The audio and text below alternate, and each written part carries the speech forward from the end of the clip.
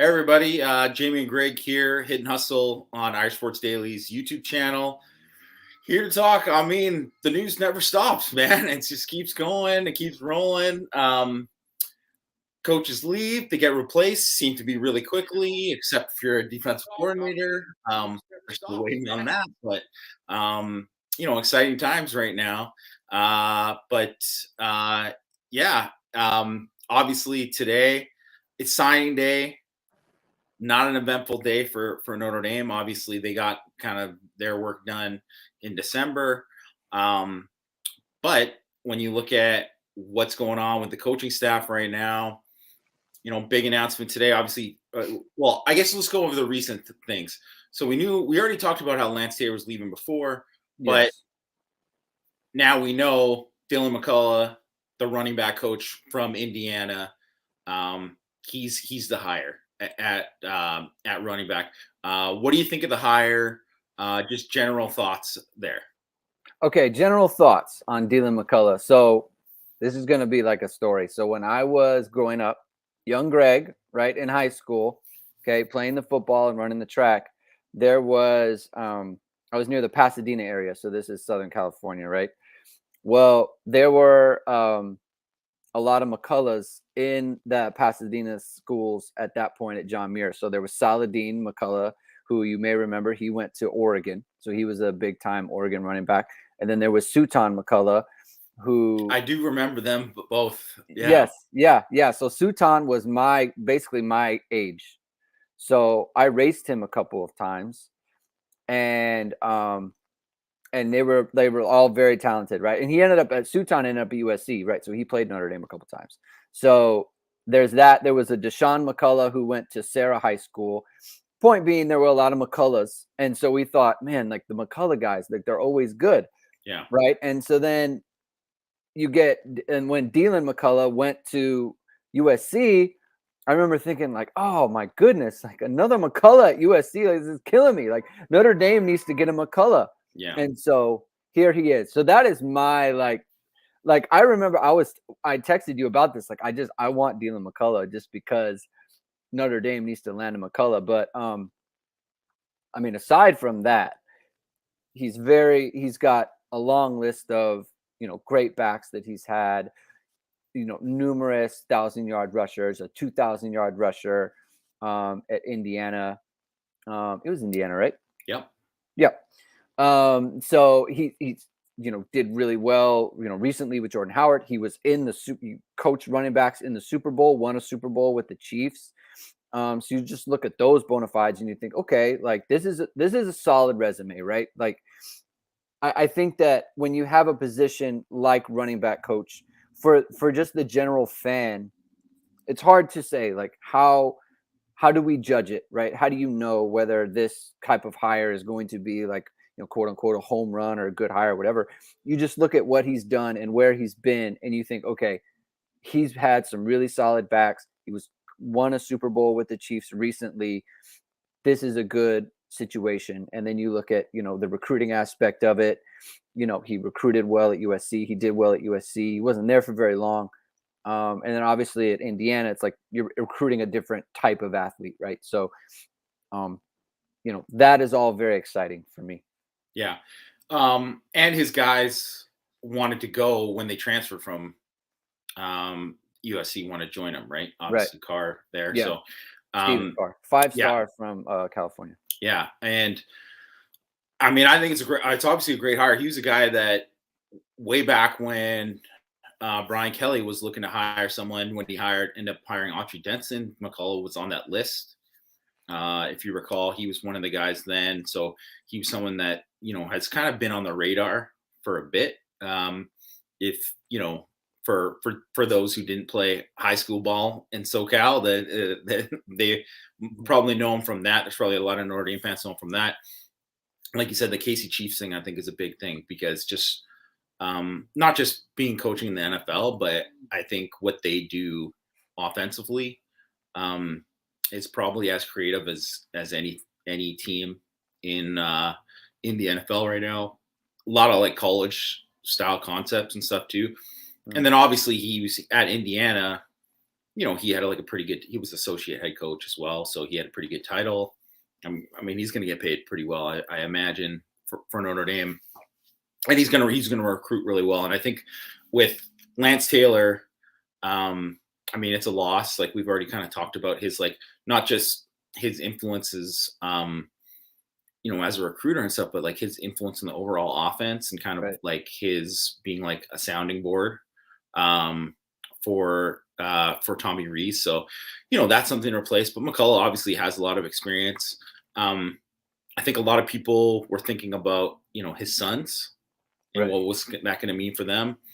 And we'll put up Brennan's question, very priority. How many of his very talented children will end up at Notre Dame?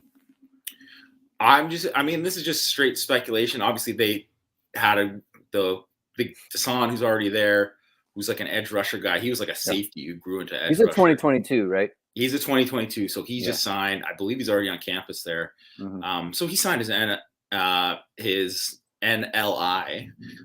his national letter of intent there. So, I mean, it wouldn't make sense for him to go right now. Like, I guess he could really force it, but the reason why he was committed to Ohio State before, to kind of give you an idea of like the level of prospect was. I can't remember what my exact number had, but he's a top 50 kid for me.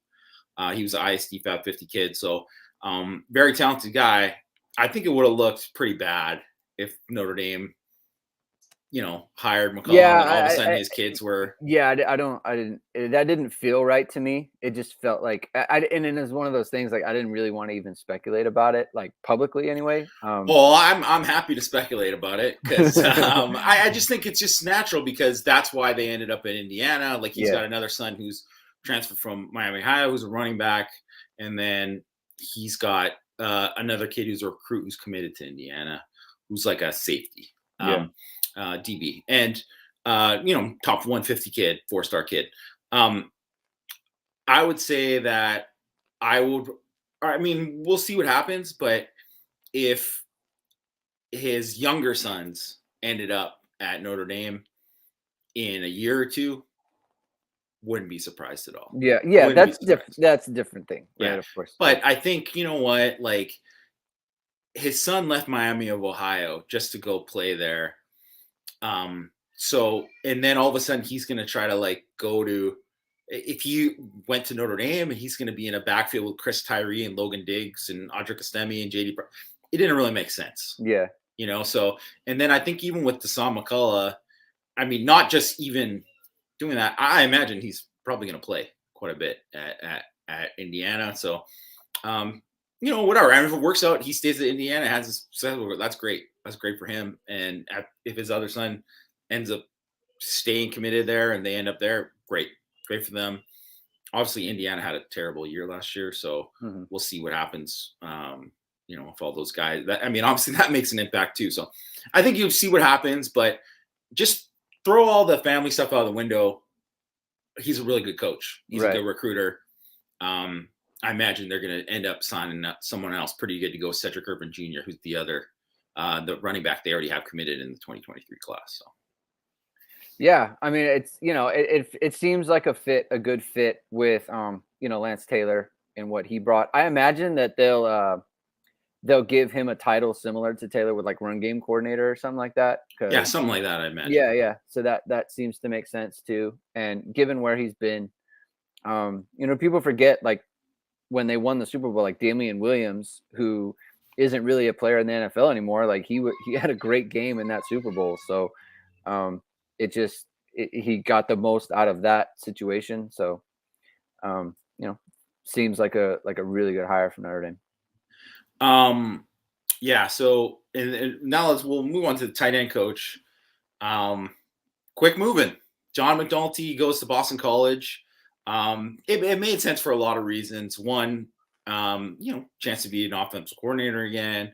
He's got some kids that are still in high school, I believe, in the Northeast. He loved Notre Dame. He loved Notre Dame. Did a great job as a tight end coach. Did a good job as a recruiter too. Like, I think in many other circumstances, he would have said it just kind of happened that it was like, this is just kind of how it worked out. And obviously he's got a kind of a connection with Jeff Hafley. They weren't at Rutgers at the same time, but there's a lot of Rutgers around college. There's a lot of vibes. There's a lot of vibes there. Well, Graciano, um, man, Graciano had a really good staff at Yeah. Rutgers. I Yeah. guess if you're going to bring a program back from the dead, you better have a pretty good staff.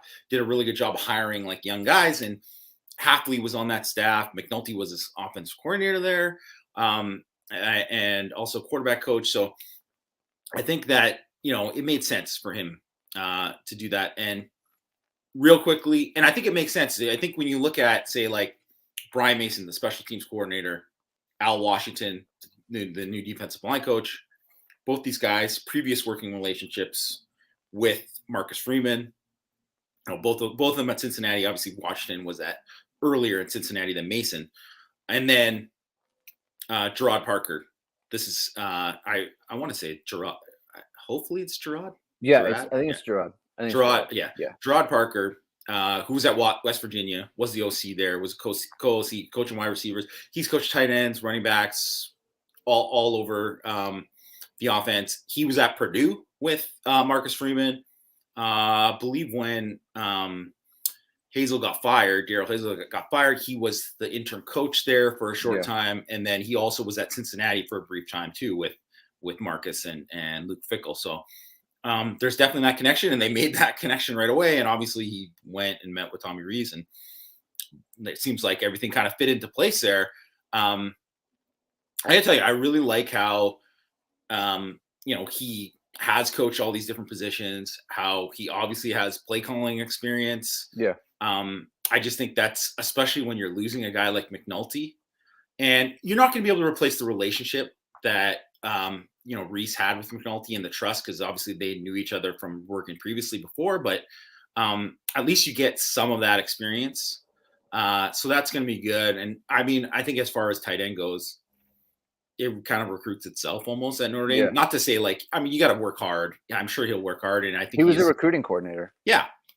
And I believe McCullough's been a recruiting coordinator before. Yeah. Mason was a director of recruiting. I mean, Al Washington, everybody knows he's a good recruiter. Seems like a pretty solid theme that they're getting good recruiters. But just kind of like your thoughts on Parker, I think you kind of feel the same way I do in terms of like that experience of being pretty valuable. Yeah. So we had talked about it before. And I think on a previous show of ours, I talked about how, with Marcus Freeman looking to be more hands-on with the defense, it put a lot more on the offense, right? And so it was like, how is that operation going to work? And so that was before McNulty left. So when McNulty left, my big concern was like, okay, he sat next to Rees in the booth. So he was the one who, was like kind of a sounding board for Rees, right? It's like, maybe feed him ideas, or this is what they're Rees seeing, needs right? a call. Yeah, that's the guy he's going to. Right, because Rees is thinking about a lot of things. And so, he needs someone next to him who is looking at things that he's, Rees can't focus on because he's calling plays. So he can kind of clue him into like, hey, this is what their safeties are doing. I think this could work, or something like that. You needed someone like that. And so you needed to replace that experience. So the fact that he's been an offensive coordinator, the fact he's called plays, the fact he's been a co-OC, he was a wide receiver coach. He's been a tight end coach. He's had, a background in the air raid, which could be interesting if he brings any of those principles to like Notre Dame's offense, like opens them up a little bit in that way. So yeah, that was my big concern once McNulty left, right? It's not that he's the tight end coach. Notre Dame can find a tight end coach. Like you said, they can get someone to, recruit tight ends at Notre Dame. It's not going to be that difficult, but you do need that intangible quality of the person.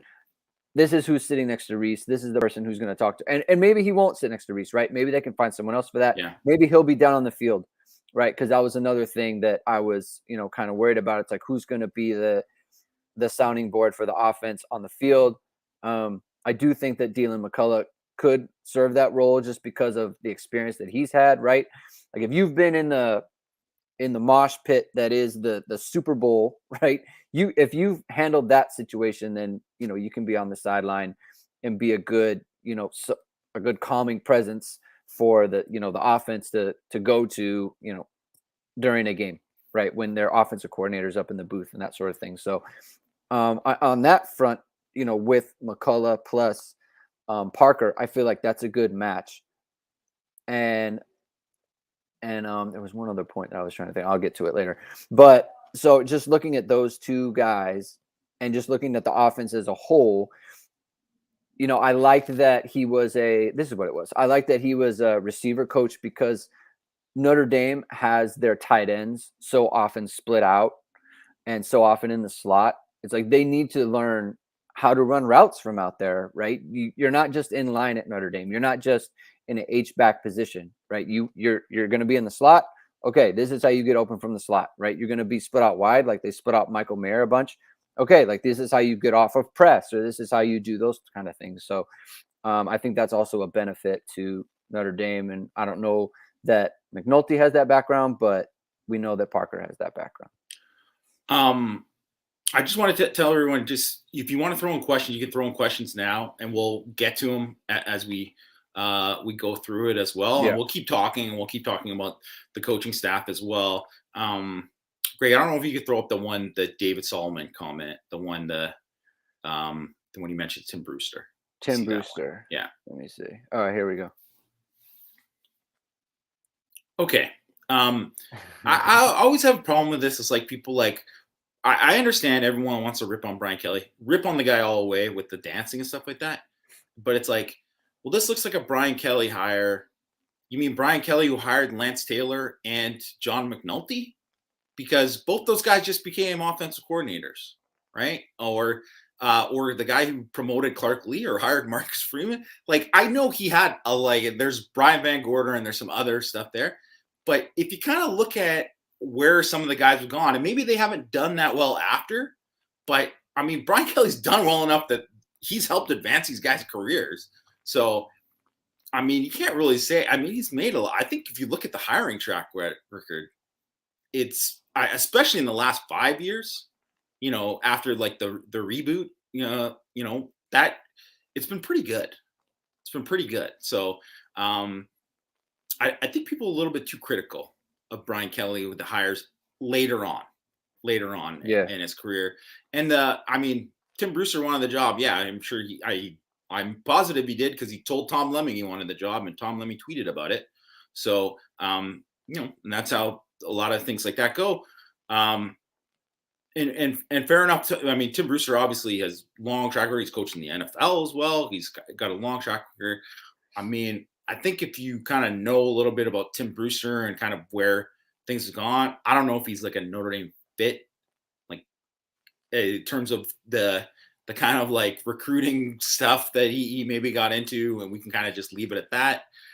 So it's like people would throw out Vince Marrow, the Kentucky guy, right, who always gets thrown out because not a lot of people know a lot of tight end coaches. So Vince Marrow, he's got like 7 titles next to his name because he's always trying to get poached from somebody. He makes like $1 million a year as a tight end coach. I mean, he's a recruiting coordinator, NFL liaison, blah, blah, blah, whatever, right? And he's a good recruiter. But he's also kind of known to be like a little bit more on the Brewster side, maybe not in the Notre Dame kind of vicinity. So I think if you didn't hear about Tim Brewster, that's kind of why you didn't hear about Tim Brewster, because I don't think he necessarily it would have been a great flash hire, but maybe not a great hire for Notre Dame. Yeah, I mean, Notre Dame moved on Parker quick. Very quick. So that's, I mean, obviously somewhat front of mind, right? Like it's not that he sent in his resume or whatever, like, and there was a vetting like front of mind, he was the first person they interviewed, and then he got the job. So they liked him on that front. As far as the comment, like the Brian Kelly hired thing, when Brian Kelly left, everyone was so excited because we liked the coaches, right? We liked the situation. We liked Tommy Rees. We liked Marcus Freeman and Mike Elston and all those people. So those are all Brian Kelly hires. Like, it's not Brian Kelly everything was not bad. Like we should not have that in our minds. Like, he did a good job. It's just like there's one final step that wasn't made that he didn't want to make, and so he went to LSU, and that is what it is, right? And like you said, the dancing videos and all those other things, like, that's funny. Flame away at these guys. Like, it's funny, right? Like, he's not our coach anymore, and we don't have to defend that stuff. So Fire away. But, calling someone like a Brian Kelly hire, Marcus Freeman is a Brian Kelly hire. So Yeah. it's just like, I don't kind of know what that means anymore. Yeah. Maybe it's because, Rees knew him or Freeman knew him or whatever, but it doesn't it has a negative connotation. I think the fact that Rees and Freeman moved, because Rees is going to have an opinion on this, right? He's the offensive coordinator. Yep. So the fact that they moved so quickly shows that they trust the guy, right? They believe in what he can do. So, I mean, that's just the fact of it. I think one of the things to look at with, I wanted to bring this up because, one of the things was hiring Marcus Freeman was kind of keeping the continuity, right? Yeah. And obviously, it's not the same as it was even a few weeks ago because, you thought Mike Elston was going to be around. He's no longer around, right? You thought Monty Taylor was going to be around. You thought McNulty was going to be around. And those guys, are gone. And obviously it's circumstantial, right? It's not like, I don't think in other circumstances, if those guys didn't get offered offensive coordinator positions, I think they're still on the staff. Oh yeah. Whatever, for sure. Yeah. But now you can look at it and really, especially on the offensive side, it's a little bit like the reboot of 2017. Obviously, Mhm. you don't have a new coordinator. You got Tommy Rees, but everybody else is new, right? I mean, Harry Hiestand kind of not new, but you know what I mean, right? Like, Yeah. and obviously, Tommy was on the staff when Harry was there, so it's not like they haven't worked together before. He obviously wasn't a coordinator at the time, and then he played and he was there too. So it's, that's kind of different, but I do think there is something to like finding that chemistry. And I'm sorry, someone else wrote a comment about like you want coaches to challenge each other. And you know what? It's a lot easier to challenge each other on certain things when you're like tight with the guy. When it's like if you don't know the guy that well, maybe you don't want to call him out in a meeting the same way that you would if someone's your friend and you're doing it. You know what I mean? Like, so there is kind of that dynamic that has to be like, there has to be trust gain there, right? But I think though, the one reason that I'm not worried about it that much is because I think everything we've seen from Tommy Rees is he's a guy who's open to ideas. He's open to changing what he, his philosophy of what he thinks, of what he thinks is best for the offense. He's not going to just sit there and say, "This is my system. We got to run my system." He's been very adaptable in his 2 years, and we've already talked about it on our previous shows that we think he's going to be adaptable again, especially if Tyler Buckner wins the job. So, I think it's going to take time, but I think it's going to be a good thing. Yeah, and so this is how I look at it. So some houses, right? You go and buy a house. You're looking for a house. Some of them are tear downs, right? Fixer upper, right? I'm gonna have to make a lot of changes. And some houses are turnkey. Basically, you get the house. I like everything about this house, and I think that when Freeman, the idea behind Freeman and Rees and and that crew, like I saw it as the core four, right? Whereas Freeman, Rees, Bayless, Elston. And so you look at it, and the idea is like, okay, Freeman can just step in. He has his coaches, and we can keep everything that's going here. Basically, we like the program the way it is, right? And if you've ever bought a house, like you understand, or like a house like that, you understand, like, okay, I like this house. I can live in this house for right now. Let's move in. Let's go. But if you're forced to make changes, if you're forced to, then you can say, well, okay, I didn't want to change the living room, but if I have to, how do I do it to make it better than it was? Right? You always want to make it a little bit better. And someone, David, made a comment about upgrades, right? Some changes that you make to a position like tight end, right? They're not clear and obvious, right? So like the Jeff Quinn thing, the Jeff Quinn and the Harry Hiestand move and the Dell Alexander move. Like those changes are clear and obvious, right? Everybody knew those were going to happen. Yeah. And not just that, but like you knew exactly what the deficiencies were. Yeah.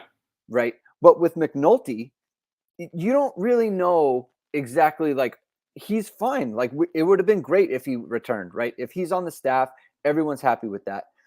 But the upgrade may not be obvious to us because he's not a problem. So it's hard to say, Parker is an upgrade or not over McNulty when we don't know what they're trying to get better at that spot, right? We don't know. Like maybe it's a recruiting thing. Maybe it's literally like, hey, we need our tight ends to be better, on the outside or in the slot or blocking this kind of scheme or whatever, something that McNulty was not used to and Parker is, and that's not known to us.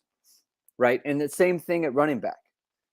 So, we know where they're trying to improve at wide receiver. They need better recruiting. They need more of a technical aspect of the position there. Okay, that's where we're going with Stuckey. He's young, he's energetic, and he's, basically the book was he's going to be a dynamite recruiter, right? Same thing with Al Washington, right? Elston, great developer, not a high-end talent recruiter guy. That's Al Washington. Harry Heastand, the offensive line needed to be more technical. They need to be more aggressive. Okay, let's Harry Heastand. We know what he can do that. We know where he's upgrading there. But at a position like tight end coach, we don't know what those flaws are. So we can't say, oh, it's an upgrade or it isn't an upgrade. Right. And so that's what they're trying to do is like, you're trying to get a crew together that, two on the offense, you knew we were going to move on, two that you didn't know. You have to put them all together and then mold it together. And, and then it's going to be a better thing. And I think that given that Rees probably had a huge role in picking all of them, that leads me to believe, okay, this might be a better cohesion unit because like Rees didn't pick Dell and he didn't pick Quinn, right? He didn't pick any of them actually. Yeah. So except for maybe McNulty, but beyond that, so this is a crew this is Rees's crew as much as it is Freeman's because he's got to sign off on all of them because he's the offensive coordinator. So that gives me, I don't want to say hope, but it just leads me to believe like, okay, like he's ready to go. Like this is who he chose. I want one other thing. I just wanted to mention with the coaching in terms of like people get caught up in like so McNulty, if you look at him, and obviously it turned out really well for the hire, but he was an analyst at Penn State, so like not in a full-time role in college or in the NFL at the time, and obviously he had a long career coaching and was successful, but I mean, there's a lot of ways that you can paint anything in a negative light or in a positive light just based on, you can be like, I mean, the guy coached Antonio Gates, so he's got to be great. You're like, well, I mean, I think everyone looks good coaching Antonio Gates, right? Like, there's just a lot of ways you can paint it for both sides of each thing, right? So, I think in whatever, and all we're looking at it, and we're looking at it on paper, and we're saying like this looks good on paper, but really, like, there's a lot of ways you can look at it where maybe it won't, and maybe a year from now, like Parker's not the tight end coach at Notre Dame, whatever. I don't know, right? Like we have to see how it goes, and you're going to see how everyone fits and how they all fit together, which kind of leads into the defensive coordinator spot, which I think it's pretty obvious right now. Like if it wasn't, like Al Golden has to be the guy that Freeman wants, or else why would we be? It just here? Would be done. We would not be sitting here. Like it just like it's so clear. Yeah. So or at the very least, he either wants Golden to say no, or he's like, I need to see more or whatever. Like because. And obviously the two kind of other guys, BC defense coordinator Tem Lukavu, and then Joe Rossi from Minnesota. And maybe it will be one of those guys. We'll see what happens, because for all we know, I mean, Golden all of a sudden could get an opportunity to be a defense coordinator in the NFL, and then then he might choose that, right? So I remember, like, there was a situation with I believe Durante Jones, who ended up being just in a weird Brian Kelly connected universe thing, ended up being the defense coordinator at LSU last year. He was the guy that they wanted at safety, and then they couldn't get him. They couldn't get him because he got another job in the NFL, I believe, with the Vikings at the time, right? So things can happen and things can change. So we'll see what happens with Golden, and how he fits with everyone, and how he's got to want to make the move and all that kind of stuff too. But I don't know. I mean, obviously we have a lot of time to look into him, so I've been looking into Al Golden, and I think it's like one of those things where, like, anyone who's like, well, in 2001, his Virginia defense did this, or whatever year it was, right? Like, throw that stuff out the window, man. That's like 20 years ago. Like, no one cares about the total defense marks in 2001 or whatever, right? Like, all of that stuff. Or it'd be like, well, his Miami. Well, he wasn't running the defense in Miami. He was coaching the special teams, and he was the head coach. So, you don't know. All you know is that from right now and when he's been in the NFL, the Cincinnati linebackers, I mean, they're playing really good ball. And he's obviously not calling the defense, but they played pretty good defense against Patrick Mahomes last week. And I think the more I'm kind of looking at it and, like, listening to kind of some of his philosophy and all that, and thinking about, they play in a division with Lamar Jackson. So that's essentially a college offense that they're facing, like with the quarterback run being heavily involved. So, like, when you look at it from that sense, and then you look at what a lot of the stuff that Kansas City does and how they kind of played it like how you would go against the air raid, right? So I don't think there's that many the differences between, like, the NFL to what it was like 15 to even 10 years ago to what it is now. I think there's just a lot more concepts that are, like, shared now with the NFL and college football. So it's not something that I'm really, like, worried about with it. And I actually kind of think that some of the stuff that you've seen from Cincinnati's defense and what he would know from having to defend some of these offenses is kind of encouraging to me. Yeah, and it's funny because when his name first come up, like, full disclosure, right? And this was 3 weeks ago. I don't know. I can't remember when the first DC list came out. It was, Al Golden, right? But that's like a negative thing, right? Like, I saw it as a negative, like, the guy from Miami. Like, no. But that's, like, I don't want to say not doing my homework, but it's not like I'm thinking very deeply about it, right? Because you're thinking of, the main name, right? Like Haycock from Iowa State, right? So that's what you're thinking. And like you, like, there's been a ton of time, right? So I'm looking into Al Golden and, like, who is this guy actually? And you look at, like, what he did at Temple, like, legitimately impressive. Like, that was a terrible, awful program. The worst, like, literally the worst. Like UConn, like, basically UConn. Like UConn taking over UConn right now. And then in 2 years going to bowl games with UConn. But if UConn was this bad for, like, 10 more years, that's what it would be like. Right, exactly. So that's, like, legitimately impressive. And then you say, he went to Miami. First of all, he took Miami to bowl games. It's not like it was a total disaster. Plus, they had this Shapiro scandal, like, right when he got there, right? So before his time, I had totally forgot about all of that Shapiro stuff, and that how they, like, couldn't go to a bowl a couple years, and they, like, lost scholarships. So it wasn't set up well for him, and I think people kind of forget that. And I know I had forgotten that.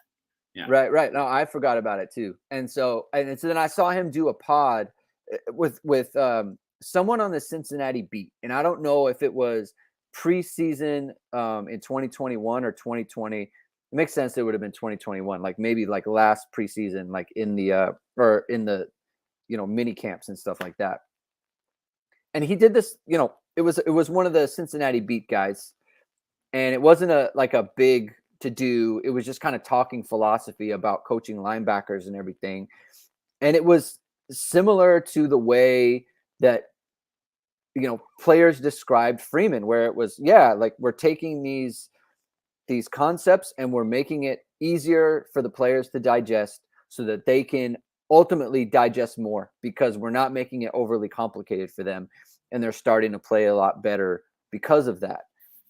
And that gets me thinking, like that Notre Dame is having such an influx of young talent at the linebacker position, where you have obviously the 4 freshmen that are enrolling right now: Jalen Sneed, Burnham, Tuialamaka, Ziegler. You have young Prince Colley. So you have these guys. You have Drake Bowen coming in 2023. So you have these young guys, and you want to give them the best opportunity to succeed, right? And you don't want their position coach to be the head coach. So you want, like, we need an elite linebacker coach. We want a really good one. And Al Golden is coaching the linebackers. He's a darn good linebacker. He's coaching the linebackers for the team that's going to the Super Bowl. So, like, that is a fit there. And then you factor in the fact that he was a head coach not only at Temple, which is, obviously a lower program, but then at Miami, where there's a ton of scrutiny there. And that is only going to be to Marcus Freeman's benefit, to where I've been in your position, right? Like, I know how to juggle things. This is how I can help you out with this, that, and the other. And it's basically on that front, it's almost a better fit than Haycock because of the head coaching experience, right? You have a DC who is going to be an elite linebacker coach. He was a bang up recruiter at Miami, like really good. And when you listen to him on the podcast, we should link to it. I should find a way to find it. This ND for Life guy mentioned it was an interview with David Lapham. I did watch that same. David Lapham, yeah. So yeah. I think it kind of made the rounds, but it's just like a really good interview to kind of hear his personality, and the fact that he's down to earth enough and willing to take 45 minutes to talk to this guy just about like football. And it's not like a big pod, right? It's not one of these national pods. No, it's a local. Yeah. Right. And so he took the time. It was, I found it to be like very interesting and informative. I found it to be a refreshing guy. I was impressed by him. Yeah. So it's just like kind of that stuff. It just sold me. And you kind of get the feeling of like, am I just talking myself into this because I feel like it's the direction it's going? But like, look, the feelings are the feelings, and there's a lot of reasons to where it's like I feel like it could be a really good fit. Well, I'm just gonna tell you, like, obviously they haven't had it the last, I guess, couple years, or maybe it was the last year. The Notre Dame coaching clinic. So I've gone like many times, pretty much every year, and I think you learn a lot in that kind of app. And that was almost like it was a football conversation, right? So it was like very much like not quite a clinic talk, but it was similar in vibe, right? And I think from the going to the coaching clinic, I mean, I could tell Chip Long, not the friendliest guy. Didn't really have a temperament that I thought this guy was going to be a head coach or a successful head coach. And maybe this guy's not getting along with people, because I could tell like he was kind of not happy to be there talking to high school coaches, which was weird because you figured like he's all ball, but he wasn't. So it was a weird vibe. Like compare that to like say Clark Lee, and you're like, Clark Lee is just who he is. You know what I mean? Yeah, there you go. It's called In the Trench with Dave Lapham. In the Trench with Dave Lapham. But and then with different coaches, you get different feels for them, right? And obviously how someone talks in there and how they coach in the field, it's different. And everybody sees that. Like, Harry Heasand's personality much different in those instances than when he's yelling at a kid on the field, whatever, right? But I do think there is something to be learned from that. And I just thought the main thing that I took away from it was simplifying concepts to get the players to be able to play fast and play best. And I was just like, I mean, that's college football. Right. That is college football. That's defense right now. Because when you overcomplicate things, when you BBG it, and you're trying to put in this scheme, and we got to do this and that, that's how you end up getting busts and you end up getting mistakes. And I'm not saying don't have any scheme or whatever. You don't want to be creative when it comes to pressures or disguising coverages, because we've talked about this and it's great and it's awesome. And I think Freeman did a great job with it last year without getting too overly complicated with it. And I think that's important, right? And I think it's critically important. And why I think, like, if Al Golden, I think though, if it was done, it'd be done, because look at the LSU guy, Matt House, who was, a guy that BK had interviewed when I believe for the Freeman thing. He was interested, at least during that time, for the Notre Dame job. And then he hired him at LSU. He's a linebackers coach at Kansas City. He's been named for a long time. Right. So, but it's not like Notre Dame is in this boat just by themselves. Maryland's got stuff that they got to get. Miami's still looking for an offensive coordinator. I mean, they got to just like a rotating thing. They've already lost a coach to Georgia and that they had on, and there's still coordinating positions out there.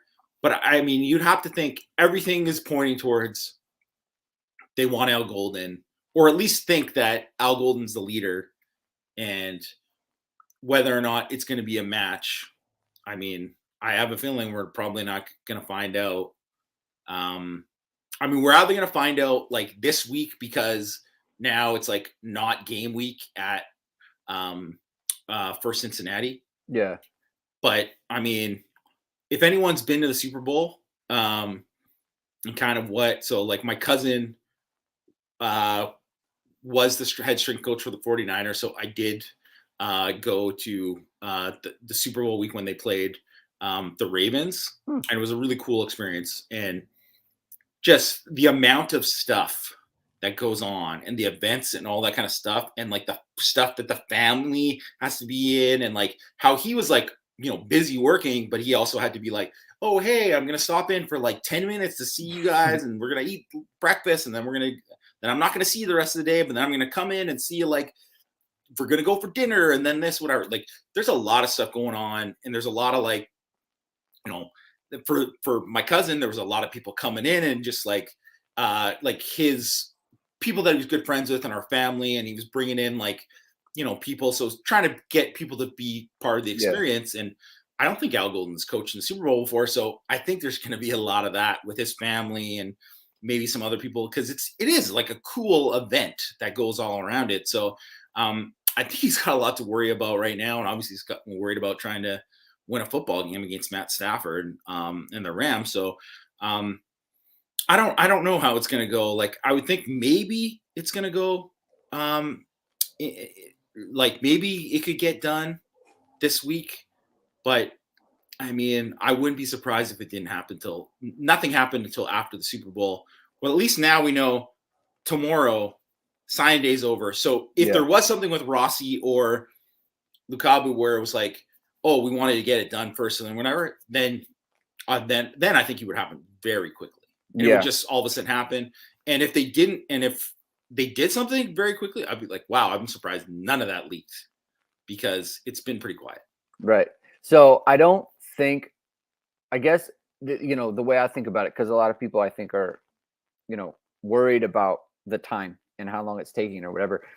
If it is a Golden, then waiting at this point is not a huge thing, because your head coach is a defensive guy, and he's a linebacker guy too. So he could speak to these things, right? And so we're about to come up on a dead period anyway for recruiting. So it's like, look, if it takes another week and a half or whatever, then it takes another week and a half. Like, you want to get your crew in there, right? It'd be one thing if it was OC, where that's not, Freeman's purview or anything like that. But you have the offensive staff now. Like, that staff is set. You just have DC, and really that staff is almost kind of set too, because of, like I said, Marcus Freeman is a defensive coach. So I think waiting at this point is fine, right? Like, I would only be worried if we got word that, like, Golden pulled himself out, or he was going to stay, or something like that, right? Where he wasn't an option anymore. Then I would think, well, okay, I have no idea where they're going to go now, right? Because the longer this goes, because I agree with you, like, if we don't hear, like, tomorrow or, the day after that, then we get closer to the Super Bowl, and now he's, like, really going to say, like, oh, okay, I'm only prepping for the Super Bowl, right? So if those other guys, like, let's say Lukabu and Rossi, right? Well, they're not just going to sit around and wait for a week and a half, right? Like, so, like, at some point they're going to get antsy too, because they have jobs that they need to do. And they want to be, like, they're trying to be loyal to their, like, their own jobs that they already currently have. Right. You want things to get wrapped up. Yeah. So I'm positive that, they're not, like, stringing those guys along. They're telling them exactly, like, this is what's the situation, right, and we'll see. Also, the other thing is to know is that, say if, like, Golden's the guy and he doesn't get it, like, sometimes it works out that, like, the third or fourth choice ends up being great. It just happens sometimes. Yeah. So you just never know. Okay. So if anyone else has questions, just throw them in there. Maybe we'll just talk, like, let's go Jim Harbaugh for a second here. Even though let's go. Might as well. Let's go. Might as well. So Jim Harbaugh, I mean, I haven't checked Twitter in the last hour, so I don't know what's going on. But let me give it the once over. Yeah. Let me see.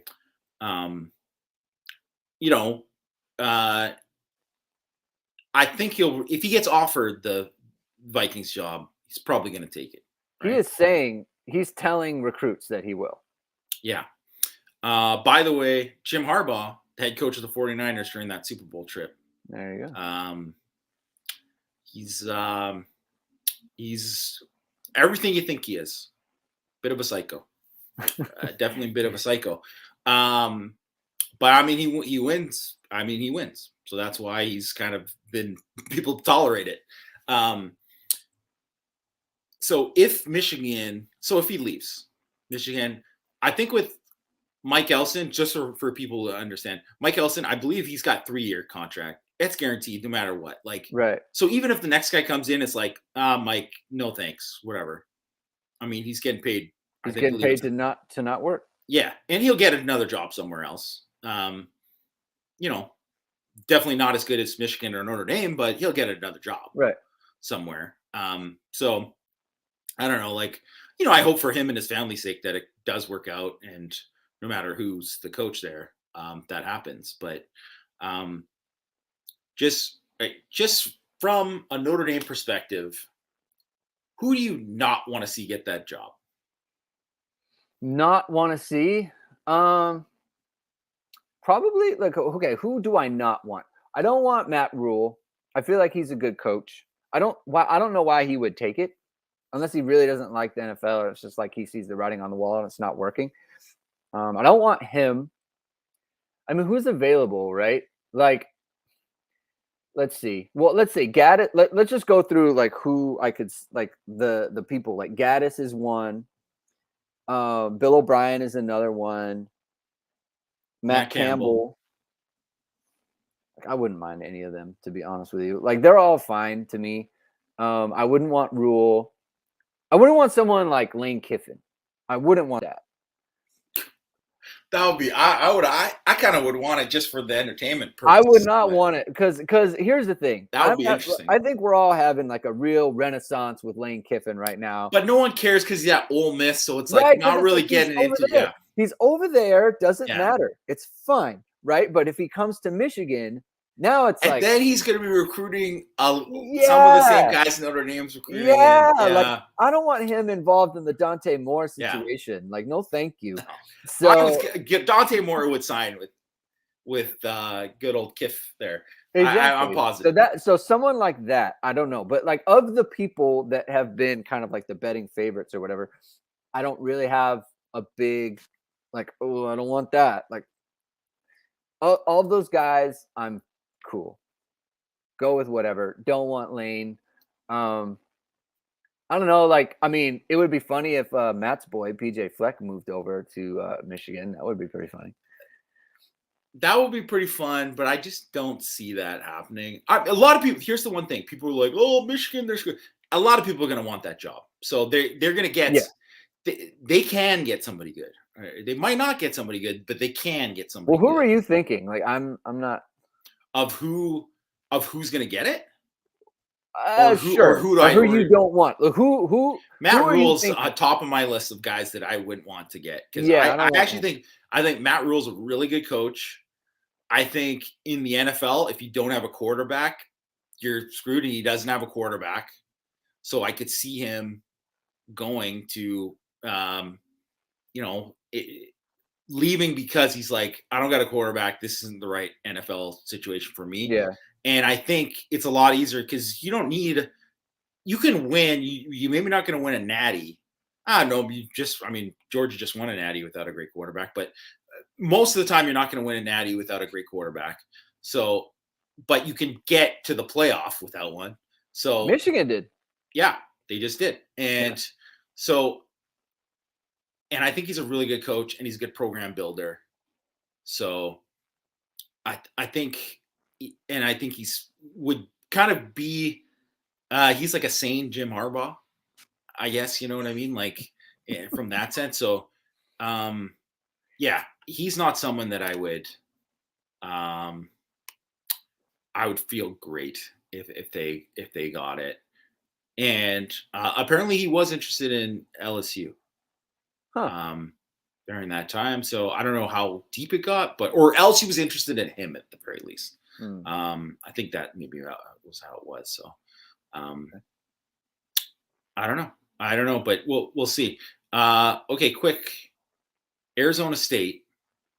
They've literally had like 3/4 of the staff had to force to resign. Yeah. Why does Herm Edwards still have a job other than his former agent being the AD?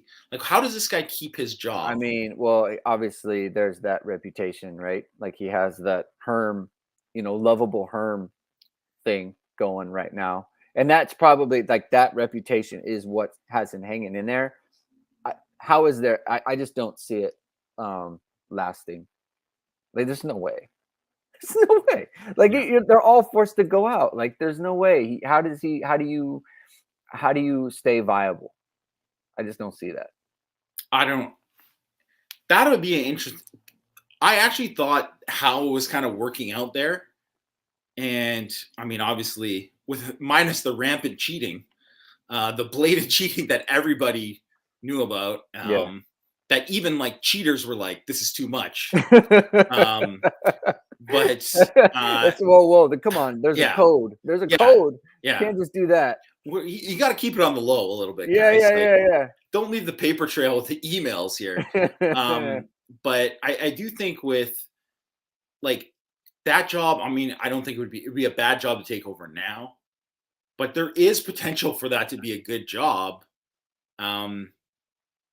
I don't know who would be even interested. It's weird because it's like Pac-12 at this time. It's like you'd almost be getting like, you'd probably look for a Mountain West guy to like elevate up, I guess, at this time. Yeah. But I mean, I just don't see how Herm is going to keep his job. Like, also Herm, just say I'm an old man. I didn't know what was going on. Just get out of there, man. Don't ruin. Your rep is already taken a thing because he's always had this rep was like, you know what, Herm Edwards, he's a good man, right? Like he's older of men. He's always kind of had that rep, and he's always kind of like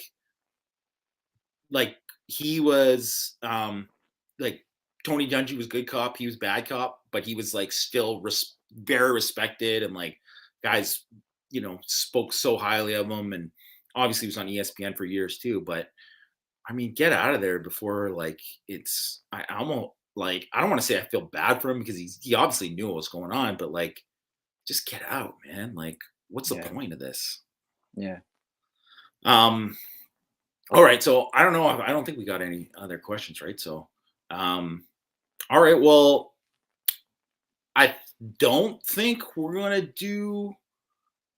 Maybe we'll do one later in the week on something. I don't think there's gonna. I mean, I'm in terms of. I don't think there's gonna be more news where we're just gonna talk about news the whole time. Right. I don't see anything like that happening. Like I don't see Notre Dame's. I mean, who knows? But I don't see Notre Dame going into the portal or anything. I guess like obviously I at this point, I think you got to wait till after spring. it'll be after spring. Yeah, It'll be you after gotta spring. see. Like a Kane Madden, Nick McLeod type of situation. Right, like you see at that point, like where are we at, and then maybe if someone from another school enters that you didn't know, obviously they're not there now, so that's what I would do. It's like if someone comes out like after their spring ball ends, because Notre Dame's probably going to have transfers too. So yeah, and they are. Well, they'll definitely have transfers after spring. They always do. Yeah. And obviously they just had JoJo's already out right now. Right. Which not super surprising for most people who kind of followed it closely. He was anytime a guy's committed to like 3 or 4 schools, not surprising when he was gonna be out. And he obviously a guy who joined the class very late, right? So Jamie, let's throw up this last one. How many 5 stars does Notre Dame end up with? 23? Like just ballpark it. I'm gonna say 3. 3. Okay, so right now they have Keon Keeley. Do you consider Drake Bowen? No, because he's not a 5-star to me. Okay. So he might be in the composite or whatever. Well, he was, and then he fell out. So I didn't know. I'm just talking about like let's just go composite, right? Okay. So I don't think he is right now. So let's not. But you weren't including him anyway. So we have Keon Keeley.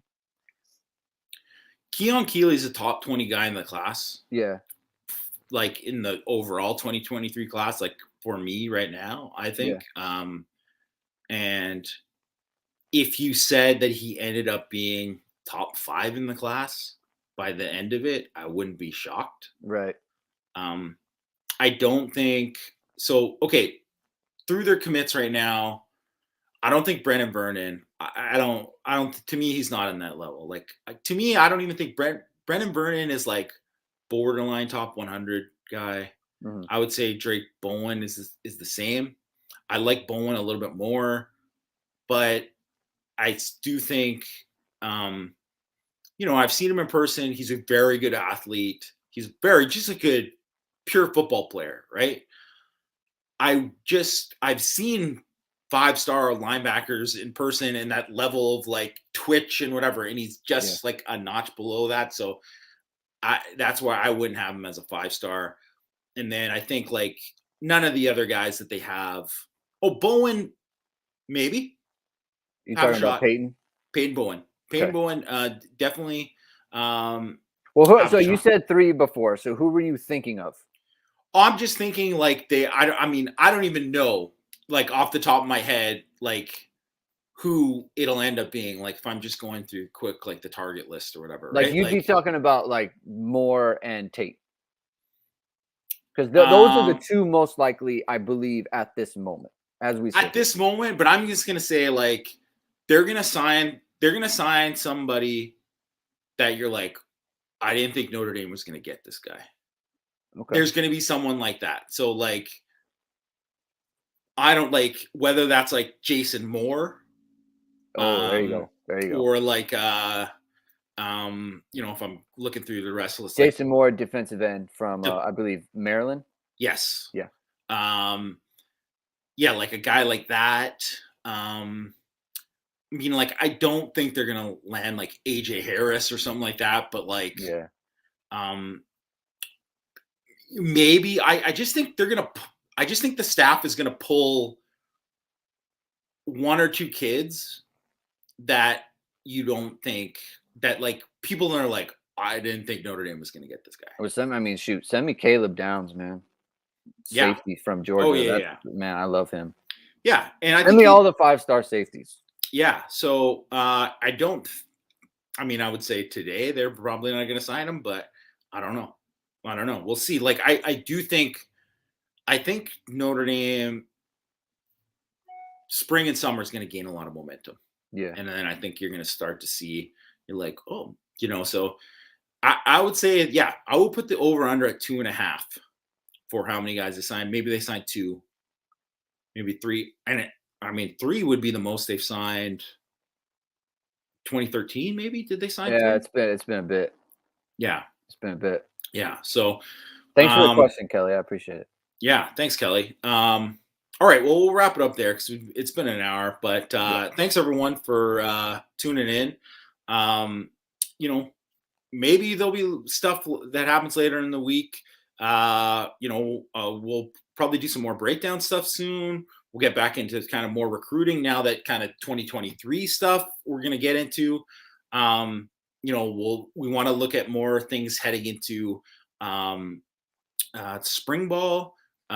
Great. I talked about looking at some NFL combine stuff. So we'll take a look at that too, with guys like Kyle Hamilton and Kyron and all that. And obviously draft Twitter is going to be blowing up soon. That's already kind of blowing up with Senior Bowl stuff and some nice work by MTA there at the Shrine Bowl. Jack Cohn doing pretty well at the Shrine Bowl too. Nice to see that. So, we'll get into all that for sure. So thanks everyone for tuning in and we'll see you next time.